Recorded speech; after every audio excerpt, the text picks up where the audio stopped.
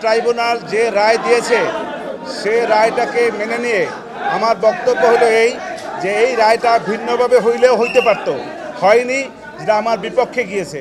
সেজন্য আমি ক্ষুব্ধ, আমি আমার ভিতরে কষ্ট লালন করতেছি। এর বাইরে আমার কিছু বক্তব্য নেই, আপিল করার সুযোগ নাই। আমি তো কষ্ট পাচ্ছি। আপনার মুখে হাসি দেখা যাচ্ছে। কেন কষ্ট পাচ্ছেন? আপনি বলেন কেন কষ্ট পাচ্ছেন সেটা বলেন। আমার এই জন্যই কষ্ট পাচ্ছি, আমার আসামির সাজা হয়েছে সর্বোচ্চ সাজা। আমাকে কষ্ট দেবে না, আমি কষ্ট পাচ্ছি। আর আমার পক্ষে এই মামলায় কোনো অ্যাপিল করার সুযোগ নাই যতক্ষণ পর্যন্ত না আমার ক্লায়েন্টরা এসে মাননীয় ট্রাইব্যুনালে সারেন্ডার করবেন অথবা তারা কোনোভাবে গ্রেপ্তার হবেন। এর আগ পর্যন্ত কোনো অ্যাপিলেট ডিভিশনে যাওয়ার আর কোনো সুযোগ নেই।